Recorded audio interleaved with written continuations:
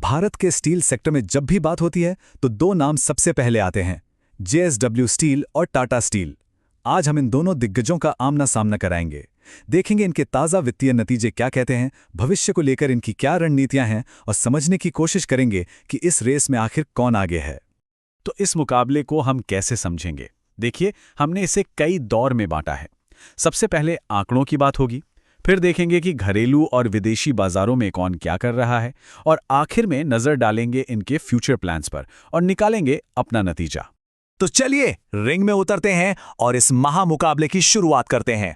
मिलते हैं हमारे दो दावेदारों से।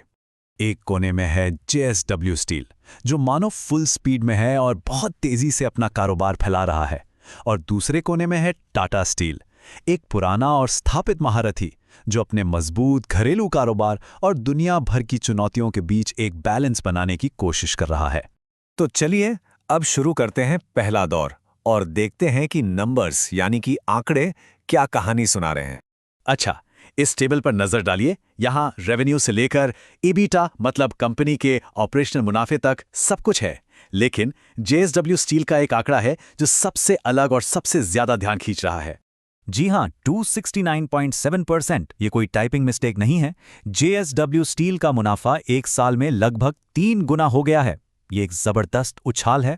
अब कर्ज की बात करें तो देखिए, दोनों ही कंपनियों पर अच्छा खासा कर्ज है, लेकिन टाटा स्टील का आंकड़ा थोड़ा सा ज्यादा है। इस पॉइंट को याद रखिएगा, क्योंकि जब हम इनके फ्यूचर प्लान्स की बात करेंगे तो ये नंबर बहुत मायने रखेगा। तो आंकड़ों के बाद अब दूसरा राउंड है घरेलू मैदान का, क्योंकि देखिए, इन दोनों कंपनियों की असली जान तो भारत के बाजार में ही बसती है।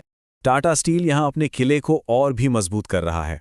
इनकी डोमेस्टिक डिलीवरी बढ़ी है, मार्जिन्स बहुत दमदार हैं, और तो और इन्होंने लागत घटाकर एक ही तिमाही में 1000 करोड़ से ज्यादा की बचत कर डाली है। और जेएसडब्ल्यू स्टील, अरे वो तो सिर्फ बढ़ नहीं रहा, बल्कि मार्केट की रफ्तार को भी पीछे छोड़ रहा है। इन्होंने रिकॉर्ड प्रोडक्शन किया है और ऑटो सेक्टर जैसे हाई मार्जिन वाले सेगमेंट में अपनी पकड़ और भी मजबूत कर ली है। चलिए अब चलते हैं इंटरनेशनल अरीना में, और यहां कहानी में एक बहुत बड़ा ट्विस्ट आता है। और ये स्लाइड दोनों की ग्लोबल स्ट्रैटेजी के फर्क को बिल्कुल साफ कर देती है। एक तरफ जहां जेएसडब्ल्यू के अमेरिका और इटली के ऑपरेशंस मुनाफा कमा रहे हैं, वहीं दूसरी तरफ टाटा स्टील अपने यूके के बिजनेस में भारी घाटे से परेशान है। और यूके में हालात कितने गंभीर हैं, ये टाटा स्टील के सीएफओ कौशिक चटर्जी के इस बयान से साफ पता चलता है। वो कह रहे हैं कि वहां मार्केट की हालत इतनी खराब है कि काम करना लगभग नामुमकिन हो गया है। तो अब बड़ा सवाल यह है कि यहां से आगे क्या होगा। चलिए आखिरी दौर में चलते हैं और देखते हैं कि भविष्य के लिए इनके प्लान्स क्या हैं। मतलब ये कैपेक्स यानी कैपिटल एक्सपेंडिचर कितना करने वाले हैं। आसान भाषा में, नई फैक्ट्री और मशीनरी पर कितना खर्च करेंगे। जेएसडब्ल्यू स्टील की स्ट्रैटेजी एकदम क्लियर है, बस विस्तार करो और वो भी तेजी से। इनका टारगेट है कि इस दशक के आखिर तक 50 मिलियन टन प्रोडक्शन वाली कंपनी बन जाएं। और इस लक्ष्य को पाने का उनका प्लान देखिए। अगले 3.5 साल में करीब 69,000 करोड़ रुपए का भारी भरकम निवेश, नए प्लांट बनेंगे, और सबसे जरूरी बात, इस बड़े पैमाने पर प्रोडक्शन के लिए कच्चे माल का इंतजाम भी किया जा रहा है। इसके ठीक उलट टाटा स्टील का अप्रोच काफी सधा हुआ है। वो फूंक फूंक कर कदम रख रहे हैं। फिलहाल वो अपने मौजूदा प्लांट्स की क्षमता बढ़ा रहे हैं। भविष्य के विस्तार के लिए पहले मंजूरियों का इंतजार करेंगे। और हां, यूरोप में ग्रीन स्टील बनाने की एक बहुत बड़ी और महंगी परियोजना पर भी काम कर रहे हैं। तो इन सभी राउंड्स के बाद अब वक्त है फैसले का। आइए एक नजर डालते हैं दोनों कंपनियों के रिपोर्ट कार्ड पर और समझते हैं कि कहां हरे झंडे हैं और कहां लाल।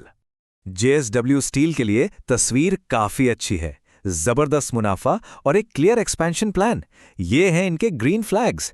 लेकिन इतना बड़ा खर्चा और घरेलू मांग पर पूरी तरह से निर्भर रहना एक जोखिम भी है, जो इनके रेड फ्लैग्स हैं। अब टाटा स्टील को देखिए। इनकी कहानी में दो पहलू हैं।